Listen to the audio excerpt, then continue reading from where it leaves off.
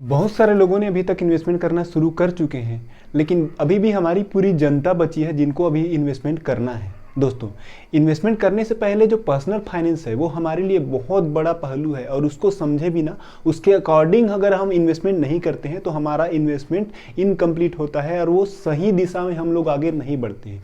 इस वीडियो को पूरा अंत तक देखिए और आपको समझ में आ जाएगा कि पर्सनल फाइनेंस कितना जरूरी है हमारे इन्वेस्टमेंट जर्नी में, और साथ ही साथ ये कंप्लीट गाइड के रूप में आपका काम आएगा। दोस्तों, इस वीडियो को अगर आप पूरा देखते हैं तो किसी और वीडियो को देखने की जरूरत ही नहीं पड़ेगी। इसमें इन्वेस्टमेंट से संबंधित और पर्सनल फाइनेंस से संबंधित सभी पहलुओं को कवर करने का प्रयास किया है मैंने। तो चलिए दोस्तों, वीडियो शुरू करते हैं।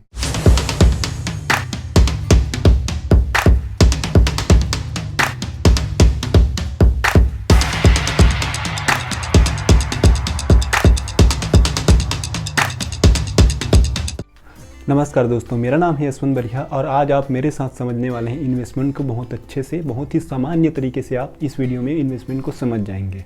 दोस्तों, जब आप अपने पैसे को बचाकर सेविंग अकाउंट में रखते हैं तो आपको लगता है कि आपने अपना पूरा काम कर लिया। आपका काम था पैसे कमाना, बहुत मेहनत से आपने पैसे कमाया है और उसमें से बचत करना, तो आपने उस बचत को अपने सेविंग अकाउंट में रख दिया और आप ये समझने लग जाते हैं कि आपका काम ख़त्म, आपने पैसे कमा लिया और उसको बचा लिया। लेकिन आप एक चीज़ भूल जाते हैं दोस्तों, हमारे आसपास हमारा सबसे बड़ा दुश्मन घूम रहा है, वो है महंगाई। और महंगाई ऐसा दुश्मन है दोस्तों जो कि हमें डायरेक्ट तो दिखाई नहीं देता, लेकिन हमें समय समय पर दिखाई देता है। वो तब दिखाई देता है जब हम कुछ खरीदने जाते हैं। सपोज आप पेट्रोल पंप में पेट्रोल भराने जाएंगे, सब्जी मार्केट में सब्जी लेने जाएंगे, कपड़े खरीदने जाएंगे या फिर कुछ भी खर्च जब करने जाएंगे, कुछ भी खरीदारी करने जाएंगे तो आपको इस दुश्मन से सामना करना पड़ता है। और ये एक ऐसा दुश्मन है दोस्तों, इतना खतरनाक दुश्मन है कि ये आपके आर्थिक भविष्य को बहुत ही कमज़ोर कर देता है। आप तो फाइनेंशियली इंडिपेंडेंट होना चाहते हैं, आर्थिक रूप से सशक्त बनना चाहते हैं, लेकिन ये महंगाई आपके आर्थिक जो स्वतंत्रता को हीन कर देता है और आप आर्थिक रूप से स्वतंत्र नहीं हो पाते। तो एक बात जरूर समझिए दोस्तों इसमें कि जो हमारे पैसे की क्रय शक्ति है, पैसे की क्रय शक्ति धीरे धीरे धीरे धीरे कम होती जाती है समय के अनुसार। ये क्यों होता है? महंगाई की वजह से होता है। आज जो भी चीज़ आप खरीद रहे हैं, आज से 5 साल पहले इसकी कीमत बहुत ही कम रही होगी। आपकी जो बहुत सारे ग्रोसरीज़ की कीमत आज से 5 साल पहले कम रही होगी, तो वो परचेसिंग पावर जो आज से 5 साल पहले थी, उसी वैल्यू की पैसे की परचेसिंग पावर आज नहीं है, बहुत ही कम हो चुकी है दोस्तों। ठीक उसी प्रकार ये महंगाई हमें आज से अगले साल या अगले 5 साल में भी इसी तरह से ये महंगाई हमें हमारे पैसे की क्रय शक्ति को कम करती रहेगी। तो पैसे की क्रय शक्ति तो कम होती रहेगी, इसमें हमारा कोई कंट्रोल नहीं है, सरकार भी ज़्यादा कुछ नहीं कर सकता। तो इसमें केवल आपको करना है, और करना ये काम है दोस्तों कि आप अपने सेविंग अकाउंट में जो पैसे पड़े हुए हैं उसको निकाल करके कहीं ऐसे जगह पार्क करें, ऐसी एसेट क्लास में लगाएं जिससे कम से कम इतना रिटर्न बना दे जिससे आप महंगाई को आसानी से लड़ सकें। तो अगर आपका इन्वेस्टमेंट महंगाई से लड़ लेता है तो आपका जो है पहला कदम इन्वेस्टिंग में बहुत अच्छे से रख चुके हैं दोस्तों। तो इन्वेस्टिंग करने का दूसरा सबसे महत्वपूर्ण वजह यह है दोस्तों कि आप अपने भविष्य के सभी बड़े खर्चों को कैसे मैनेज कर रख पाएंगे। जैसे आपको घर बनाना होगा या अपने गाड़ी को अपग्रेड करके थोड़ी बड़ी गाड़ी लेना चाहते होंगे, टूर करना चाहते हैं जिसमें बड़े खर्चे होंगे, अपने बच्चों के लिए हाई स्टडी के फंड कैसे कर पाएंगे, उनकी शादी के लिए पैसे खर्च होंगे, या जब आप रिटायर होने जाएंगे तो रिटायर के समय आपके पास इतने पैसे हों कि आपके अपनी ज़िंदगी के दूसरे इनिंग को अच्छे से एंजॉय कर सकें दोस्तों। तो इन सभी ज़रूरतों को फंड करने के लिए आपके पास पैसे होने ही चाहिए। और पैसे कैसे होगा? जब आप अपने इन्वेस्टिंग के लिए सही अलॉट में सही तरीके से पैसे बचत करके उसको अच्छे अमाउंट में इन्वेस्ट करेंगे। कई लोगों के दिमाग में अभी ये भी आ रहा होगा कि मैं इसमें से बहुत सारी चीज़ों के लिए तो लोन ले सकता हूँ, लेकिन याद रखिए जब आप लोन लेने जाएंगे उस समय तो आपके महीने के खर्चे से कुछ पैसे बचेगा और साथ ही साथ आपके लाइफस्टाइल के खर्चे से कुछ कम करके, मतलब कॉम्प्रोमाइज़ करके पैसे बचा करके आपको लोन को रीपे करेंगे, और उसमें से जो प्रिंसिपल अमाउंट के साथ साथ जो इंटरेस्ट का अमाउंट दोनों पे करेंगे दोस्तों, प्रिंसिपल प्लस इंटरेस्ट दोनों पे करेंगे। तो उस समय ऐसी स्थिति निर्मित होगी जब आप अपने लोन के ऊपर इंटरेस्ट दे रहे होंगे। लेकिन अभी आप उसी तरह के थोड़े से अपने लाइफस्टाइल को थोड़े मैनेज कर लेते हैं, तो अभी आप उन्हीं खर्चों की जगह आप पैसे इन्वेस्ट करके इंटरेस्ट कमा सकते हैं दोस्तों। तो ये अंतर है, आप लोन लेंगे तो आपको बैंक को या NBFC को इंटरेस्ट देना पड़ेगा, जब इन्वेस्टमेंट करेंगे तो आपको इंटरेस्ट मिलेगा, आप इंटरेस्ट कमा सकते हैं। आपको बचत तो दोनों समय ही करना पड़ेगा दोस्तों, अभी भी करना पड़ेगा, या जब आपको जिस समय आर्थिक आपके लक्ष्य पास होंगे उसको ज़रूरत के लिए आप लोन लेंगे तब उसके बाद भी आपको बचत करना ही पड़ेगा। इसके लिए आपके पास कोई चॉइस नहीं है, बचत तो आपको करना ही पड़ेगा। और बचत को सही से यूटिलाइज अभी कर लेते हैं, इन्वेस्टमेंट को सही से मैनेज अभी कर लेते हैं, तो आपका जो दूसरा मेन वजह बताया था मैंने इन्वेस्टमेंट करने का, जो सभी बड़े खर्चों में से 80 to 90% आप निश्चित ही फंड कर पाएंगे। तो इन्वेस्टिंग करने का तीसरा सबसे महत्वपूर्ण वजह यह है दोस्तों कि हम सभी आत्मनिर्भर बनना चाहते हैं, आप भी आत्मनिर्भर बनना चाहते हैं दोस्तों। तो आत्मनिर्भर आप तभी बन पाएंगे, आर्थिक रूप से सशक्त आप तभी हो पाएंगे जब आप इन्वेस्टिंग करेंगे। सबसे पहले थोड़ा सा समझ लेते हैं कि आर्थिक आत्मनिर्भरता क्या है दोस्तों। जीवन की ऐसी स्थिति जब आप अपने महीने के खर्चे चलाने के लिए, आपकी ज़रूरतों को पूरा करने के लिए पैसे कमाने की ज़रूरत ना हो, उस स्थिति को हम आर्थिक रूप से आत्मनिर्भर कहते हैं दोस्तों। हमारा ये आधुनिक युग में अभी के यंग जनरेशन ज़्यादातर जल्दी रिटायर होना चाहते हैं, यंग एज में ही रिटायर होना चाहते हैं, या जीवन में कुछ और काम करना चाहते हैं पैसे कमाने के अलावा। कई लोग अपने म्यूज़िक को परस्यू करना चाहते हैं, कई लोग एक्टिंग करना चाहते हैं, कई लोग समाज सेवा करना चाहते हैं, कई लोग एंटरप्रेन्योर बनना चाहते हैं, उद्यमी बनना चाहते हैं, स्टार्टअप करना चाहते हैं। तो ये तभी पॉसिबल है जब आप अपने वर्तमान स्थिति को, फाइनेंशियल स्थिति को अच्छा कर पाएँ और इतने पैसे कमा लें कि आपको और आगे पैसे की चिंता ना रहे। जी हाँ दोस्तों, ये पॉसिबल है, आप आर्थिक रूप से आत्मनिर्भर बन सकते हैं। तो दोस्तों आपने समझ लिया कि आपको इन्वेस्टिंग क्यों करना चाहिए। तो दोस्तों अब आगे हम समझने वाले हैं कि हमें कैसे इन्वेस्टमेंट की जर्नी शुरू करनी है, वो कैसे कदम बढ़ाएं आगे जिससे हम अपने लक्ष्यों को पूरा कर सकें, जिससे हम आर्थिक रूप से आत्मनिर्भर बन सकें दोस्तों। तो हमारी ये जर्नी शुरू करने से पहले हमें और कुछ चीज़ों को समझना जरूरी है, वो है हमारे पर्सनल फाइनेंस के 3 महत्वपूर्ण पहलू। जी हाँ दोस्तों, मैं सबसे पहले हमारा महत्वपूर्ण पहलू को मैं डिस्कस करना चाहूँगा और आपको समझाना चाहूँगा, और वो है कैश फ्लो मैनेजमेंट। जी हाँ दोस्तों, आपको पता है कि कैश फ्लो मैनेजमेंट किसी कंपनी के लिए कितना ज़रूरी है। अगर किसी कंपनी के लिए इतना ज़रूरी है तो आपके पर्सनल फाइनेंस, आपके परिवार के लिए, आपके आर्थिक सेहत के लिए ये बहुत ही ज़रूरी है दोस्तों। कैश इनफ्लो और आउटफ्लो को अच्छे से मैनेज कर लेते हैं, संभाल लेते हैं, और ट्रैक करते करते आपको बहुत सारी चीज़ें उसमें पता चल जाएगा कि कौन सी चीज़ें आपको करनी है, कौन सी चीज़ें नहीं करनी है। तो कैश फ्लो मैनेजमेंट बहुत ही ज़रूरी पहलू है दोस्तों। अब अगला पहलू है दोस्तों, दूसरा पहलू इस हमारे पर्सनल फाइनेंस को सुधारने में, और वो महत्वपूर्ण पहलू है दोस्तों बजट। बजट एक ऐसा टर्म्स है जिसको हमेशा मिडिल क्लास फैमिली में बहुत बार चर्चा किया जाता है, बहुत ही कॉमनली यूज़ किया जाता है, लेकिन इसको प्रॉपर तरीके से इम्प्लीमेंट नहीं किया जाता। अगर हम लोग बजट बनाते हैं अपने फैमिली का, अपने हाउस होल्ड खर्चों का, तो वेल्थ को सही से बचा पाएंगे, सही से मैनेज कर पाएंगे। जी हाँ दोस्तों, बजट बनाने का महत्वपूर्ण तरीका है जिसको बोला जाता है 50-30-20 रूल्स। ये एक थंब रूल है। इसमें से जो 50% हिस्सा है वो अपने सैलरी का या अपने आय का जो ज़रूरी खर्चों को सीमित कर लेते हैं, तो अच्छा एक कदम हो जाएगा कि 50% तक में आप अपने ज़रूरी खर्चों को सीमित कर लिए। अब दूसरा कदम आता है दोस्तों बजट का 30%। जी हाँ दोस्तों, 30% को अक्सर बहुत सारे एडवाइज़र्स तो नहीं कहूँगा, बहुत सारे यूट्यूबर्स ये कहते हैं कि 30% अपने सैलरी का इंजॉय करो, लग्जरी चीज़ों में बिताओ, रेस्टोरेंट जाओ, मूवी देखने जाओ, घूमने जाओ। तो अपने सैलरीज का 30% वेस्ट कर देंगे। तो इस एज में जब आपको एक अपना करियर बनाना है, जब आपको एक अपने जीवन में बहुत सारी चीज़ें अभी करनी बाकी है, आपके अभी बहुत सारे गोल बचे होते हैं, उनके बहुत सारे गोल पूरे नहीं हुए होते हैं, तो इस उम्र में अगर आप अपने 30% हिस्सा, अपने सोचिए 30% कमाई को महीने का अगर आप खर्च कर देंगे तो आपके पास क्या बचेगा। तो ये सही अप्रोच बिल्कुल नहीं है दोस्तों। आपको 30% तो बचाना ही है, 30% आपको सेव करना है और उसको आगे इन्वेस्टमेंट में कन्वर्ट करना है दोस्तों। अब आया अंतिम बजट का जो अंतिम पोर्शन है 20% में आप खेल सकते हैं, जो आप करना चाहें, जैसे घूमना चाहते हैं, मूवी देखना चाहते हैं, रेस्टोरेंट जाना चाहते हैं, या इस तरह के और भी गेट टुगेदर होती हैं फ्रेंड्स के, फैमिलीज़ के, उसमें अगर आप खर्चा करना चाहते हैं तो इस 20% को आप उसमें यूटिलाइज कर सकते हैं दोस्तों। तो ये हो गया बजट का एकदम सही तरीका। अगर ऐसा आप बजट बनाते हैं तो आपके लिए बहुत अच्छा होगा। आप जो भी अपने आर्थिक स्थिति को सुधारने के लिए जो भी कदम लेंगे उसमें बहुत ही महत्वपूर्ण साबित होगा। पर्सनल फाइनेंस का तीसरा सबसे महत्वपूर्ण पहलू है दोस्तों इमरजेंसी फंड। जैसे ही नाम से आपको पता चल रहा है, जब किसी तरह की आपदा आती है, आर्थिक आपदा आती है, तो इस फंड का उपयोग किया जाता है दोस्तों। अभी सभी ने कोरोना काल को देखा है और कोरोना काल ने हमें ये बता दिया है दोस्तों कि इमरजेंसी फंड इतनी ज़्यादा ज़रूरी है। इमरजेंसी फंड अगर होता है तो हम किसी आपदा से आसानी से निपट सकते हैं और साथ ही साथ हमारी जो इन्वेस्टमेंट करने की कंटिन्यूटी है वो बनी रहती है। छोटी मोटी जब हमारी आपदा आती है तो हम उस आपदा को अपने इमरजेंसी फंड से निपट लेते हैं और इस इमरजेंसी फंड का उपयोग केवल इमरजेंसी आने पर ही करें दोस्तों। कभी भी अपने टूर को मैनेज करने के लिए, टूर को फंड करने के लिए इमरजेंसी फंड का प्रयोग ना करें। तो अब अगला सवाल ये आता है कि इमरजेंसी फंड कितना होना चाहिए दोस्तों। 3 महीने का आपका सैलरी या 6 महीने के आपके खर्चे, इसमें से किसी का भी आप एक गणना करके बना सकते हैं अपना इमरजेंसी फंड। ये बेसिक रूल है, थंब रूल है। 3 महीने की सैलरी या फिर 6 महीने के खर्चे, इतने अमाउंट के आपके पास इमरजेंसी फंड होना चाहिए। इमरजेंसी फंड अगर आपके पास होगा तो आपका जो इन्वेस्टमेंट है वो लगातार बने रहेगा। छोटे मोटे आपदा आएगा तो आप उससे निपट लेंगे और आपका इन्वेस्टमेंट डिस्टर्ब नहीं होगा।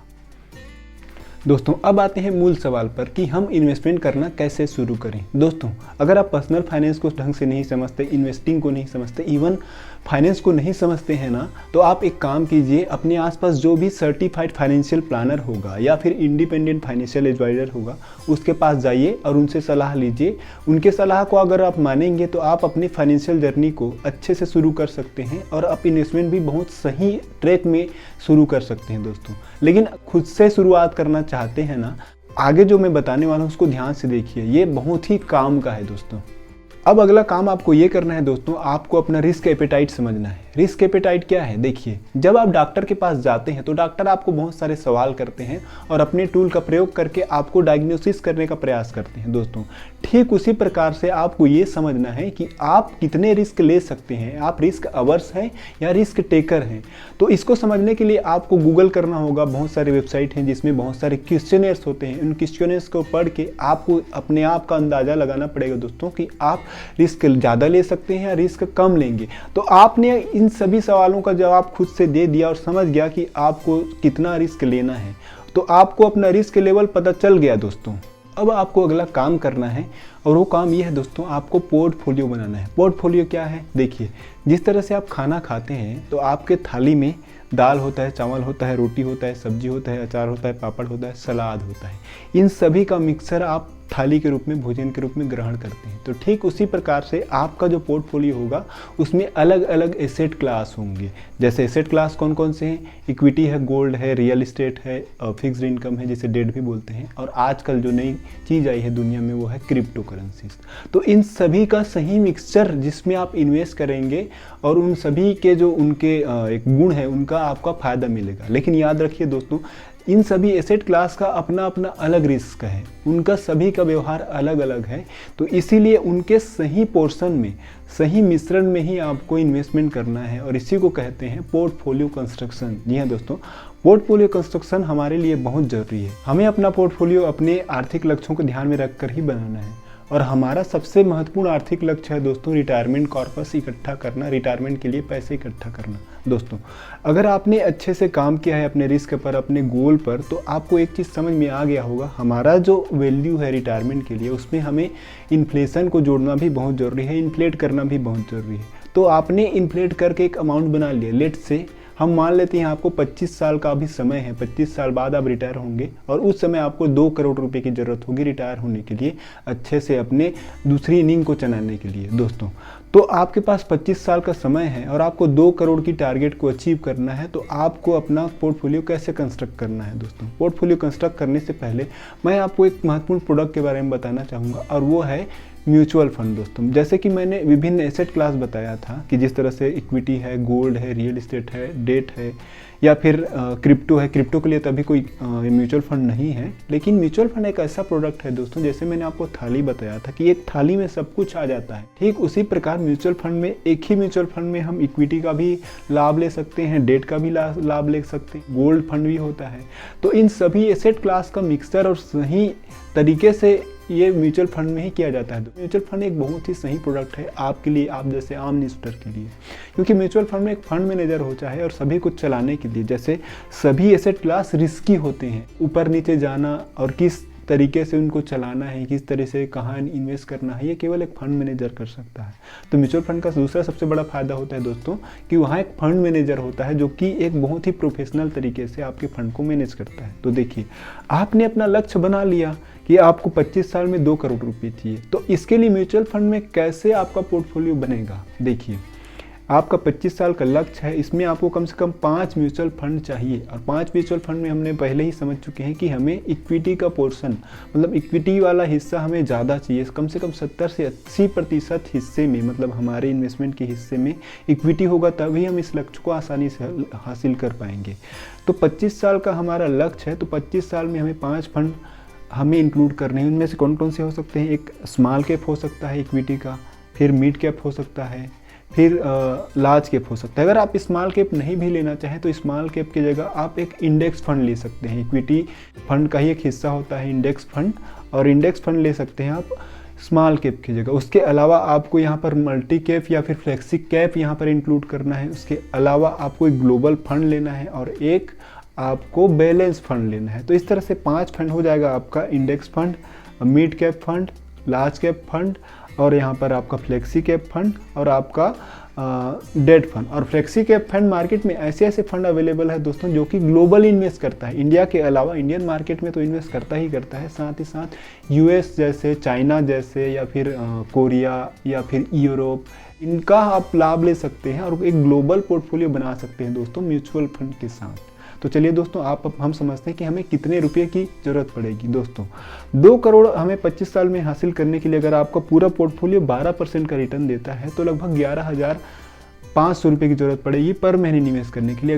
अगर 13% का रिटर्न देता है तो आपको लगभग 10,000 रुपये प्रति महीने का इन्वेस्टमेंट करके आप 25 साल में 2 करोड़ तक पहुंच सकते हैं। देखिए कितना आसान है, और ये इसलिए आसान लग रहा है दोस्तों क्योंकि म्यूचुअल फंड में आपको कंपाउंडेड एनुअल ग्रोथ रेट मिलता है, मतलब CAGR रिटर्न मिलता है। ये CAGR को अगर हम साधारण भाषा में समझने जाएं दोस्तों तो वार्षिक चक्रवृद्धि ब्याज आपको म्यूचुअल फंड में मिलता है।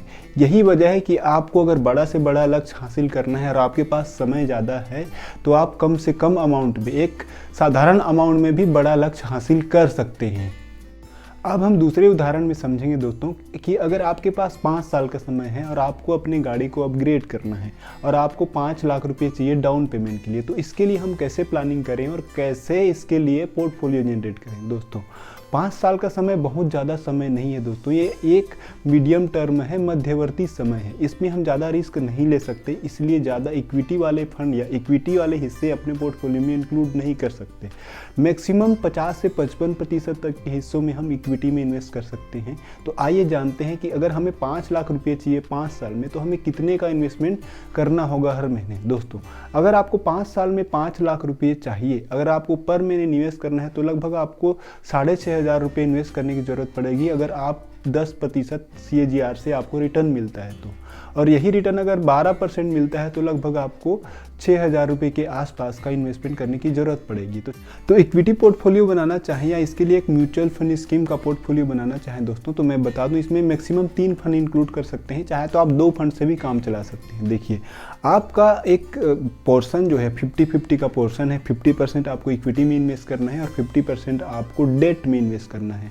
जो डेट वाला हिस्सा है वो तो हाइब्रिड फंड में आ जाएगा, डायनेमिक एसेट एलोकेशन फंड है, उसमें आपको एक फंड लेना है, और इक्विटी फंड में आपको लार्ज कैप लेना है। तो एक लार्ज कैप और एक डायनेमिक एसेट एलोकेशन फंड में आपका काम चल जाएगा। अगर आप तीसरा फंड इंक्लूड करना भी चाहें, एक इंडेक्स फंड ले सकते हैं, और इंडेक्स फंड आप अगर लेके रखेंगे, इंडेक्स फंड, लार्ज कैप और फिर डायनेमिक एसेट एलोकेशन फंड, ये आपका 3 फंड सफिशिएंट है 5 साल के लिए इन्वेस्ट करने के लिए। और 5 साल में आप जो 5 लाख हासिल करना चाहते हैं अपने गाड़ी को अपग्रेड करने के लिए, तो ये आसानी से आपको उस लक्ष्य तक पहुंचा देगा। दोस्तों अभी समझा है कि एक लंबा समय जो कि 20 से 25 साल या 30 साल का समय है, तो उसमें इक्विटी हम बहुत अच्छे से इक्विटी का एक्सपोजर ले सकते हैं, लेकिन थोड़ा कम समय है। तो 5 साल का समय थोड़ा कम ही है दोस्तों, ये एक मध्यमवर्ती समय है, लेकिन 5 साल से ज़्यादा है, सपोज 10 साल का समय है, तो थोड़ा सा इक्विटी का एक्सपोजर आप ले सकते हो कि 10 साल एक ठीक ठाक समय है। और 10 से ज़्यादा समय है, 10 से ज़्यादा साल होता है, वो बहुत ही लंबा समय माना जाता है, उसमें आप आसानी से रिस्क ले सकते हैं, इक्विटी का हिस्सा बढ़ा सकते हैं अपने पोर्टफोलियो में। लेकिन 5 साल से कम है तो आपको इक्विटी में जाना ही नहीं है, या फिर कम जाना है दोस्तों। कम जाना है मतलब आपका मात्र 30% के आसपास, अगर 3 साल के आसपास आपका लक्ष्य हासिल हो रहा है तो 30% के आसपास ही, मुश्किल से 20 से 30% तक ही जा सकते हैं इक्विटी में, उससे ज़्यादा नहीं जाएंगे दोस्तों। उसमें ज़्यादा आपका हिस्सा रहेगा, 70 से 80% आपका जो हिस्सा रहेगा पोर्टफोलियो का वो डेट फंड में रहेगा। तो इस तरह से आप अपना अच्छा पोर्टफोलियो बना सकते हैं दोस्तों, अपने टाइम लाइन के हिसाब से, जो अपने लक्ष्य जो हासिल करना चाहते हैं उसके हिसाब से पोर्टफोलियो बना सकते हैं। तो पूरी इन्वेस्टिंग की जर्नी दोस्तों आप फाइनेंस से होकर, आपके रिस्क मैनेजमेंट, आपके गोल प्लानिंग, इन सब से होकर आप इन्वेस्टमेंट की जर्नी शुरू करते हैं दोस्तों। अगर आप पूरे अच्छे से पर्सनल फाइनेंस को समझते हैं, आपके बजट को समझते हैं, आप इन्फ्लेशन को समझते हैं, फिर आप अपने गोल को समझते हैं, अपने रिस्क एपेटाइट को समझते हैं, फिर इन्वेस्टिंग करना शुरू करते हैं ना दोस्तों, फिर आप सही से आप पोर्टफोलियो बना पाएंगे। इतना काम करेंगे तो आप अपना इन्वेस्टिंग की जर्नी बहुत ही अच्छे से और प्रोफेशनल तरीके से आगे बढ़ेंगे दोस्तों। तो यहाँ से ये वीडियो ख़त्म होता है। उम्मीद करता हूँ कि ये वीडियो आपको बहुत अच्छा लगा होगा। अगर अच्छा लगा है दोस्तों, एक काम का वीडियो लगा है, तो इस वीडियो को लाइक कीजिए, सब्सक्राइब कीजिए, साथ ही साथ नीचे कमेंट करके मुझे बताइए कि ये वीडियो आपको कितना अच्छा लगा या फिर कौन कौन सी चीज़ें इसमें कमी रह गई। तो चलिए दोस्तों, आप सभी का बहुत बहुत धन्यवाद।